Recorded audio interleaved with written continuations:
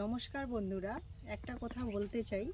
জানি না আপনাদের কতখানি বুঝিয়ে বলতে পারবো কি না, তবুও আমি বলার চেষ্টা করছি। আর এই কথাটা না বললে আর পারছি না। তো কথাটা হলো এটাই, আজকে আমরা নারীরা যে পথে ঘাটে স্কুল কলেজে লাঞ্ছিত, আমরা কি সত্যি স্বাধীন হয়েছি? একটা বাড়ির মেয়ে বাড়ির বাইরে পা রাখলেই বাড়ির লোকেরা চিন্তা হয় মেয়েটা বাড়িতে ফিরতে পারবে কি না, তাই না? অথচ একটা ছেলের বেলায় সেটা ভাবতে হয় না।